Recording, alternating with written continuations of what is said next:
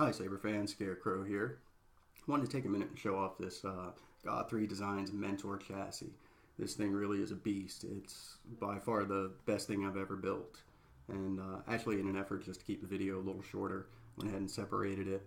But this is a vintage Graflex with a vintage Exactra bubble strip. Wanawanga grips, Wanawanga D-ring, gorgeous saber. The glass eye has been blacked out with Sugru so it doesn't shine through, so I can keep it close to the A&H setup. Reused most everything in the top end. I did put short pins in it because they just look better because they had the steps on them. I didn't want to have to file the vintage pins down. But like I said, the real the real shining spot of this build is this chassis. And this was designed by Darth Rio, Goth 3Designs. It is brass and bronze. It's got copper, brass, and a little bit of aluminum accents just to give it some color. And it separates into two pieces. So if you have this in the chassis, or excuse me, in the hilt, all you have to do is you can leave the glass eye in it, you can leave the red button on, and then all you have to do is pull it out. The blade holder will stay in place, and this entire section just comes right out. And I love that. It's amazing. Just slides together with these 10 pins. They're bulging connectors. I've never used them before, but they're very smooth. I mean, he made a really wise choice in using those connectors.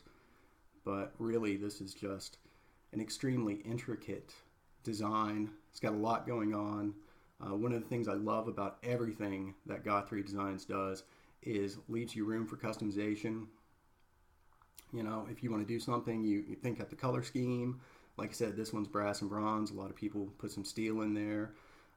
You can do what you want to with the LEDs, this, that. I mean, all sorts of stuff. And I'll show you some customizations I did in a second here.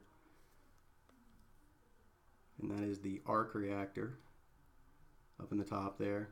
You can see all the little details that have been added. Actually, you can't see all the details that have been added. There's mesh under here. There's mesh covering where the two LEDs meet. Some hex mesh, this and that. There's other little things that have been put in there. Like I said, you could sit and stare at this thing for probably hours and just keep finding new stuff. This one took me a long time to build. But go ahead and show you some things about it. It's got an on-off switch. Love that. Your father wanted you to have this when you were old enough. And that was a custom boot done by Griff from Griff's Custom Sabers. The customer wanted the boot that says this was, or your father wanted you to have this when you're old enough, and Griff was kind enough to do that for me because I don't have any way to capture it off the Blu-rays. But as you can see, it goes into idle.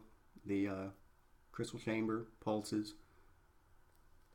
Got a nice blue LED in there, and I put an RGB in there so it can flash white to match the blue white for the main LED.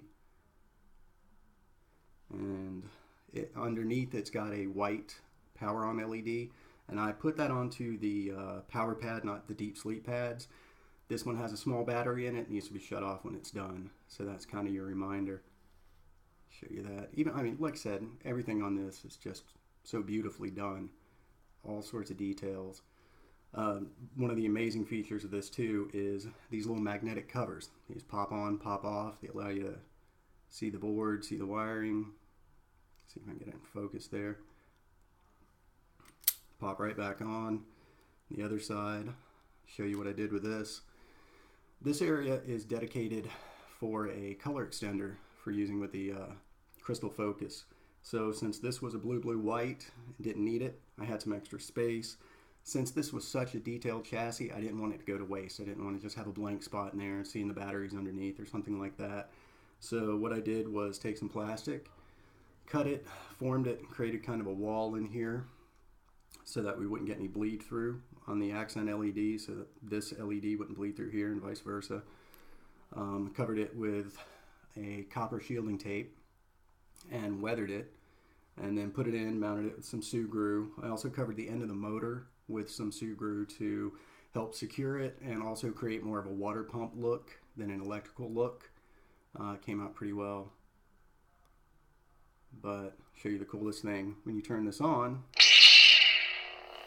that red LED lights up, and the way that it shoots on the coils, it creates an almost heated look. So you can see that there. And it also looks good with a cap on, because you can see the little vents through there. So it looks like you've got an active cooling system in there. I actually had somebody ask me what it does, and they were wondering if it was actually functional. So no, not functional. And here's another extremely cool feature, and that's the spinning crystal chamber. There's a small motor in here, and whenever the blade is on, that spins.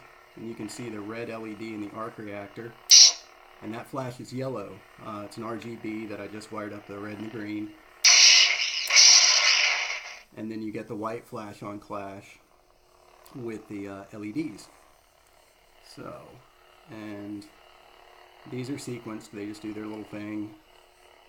This one over here, I normally have it on when the saber's on, and then it just goes into a sequenced LED after that.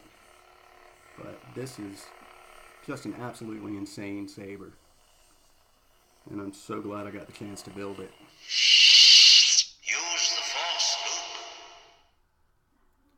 Like I said, I've done other systems, and this just blows them out of the water. I love this thing.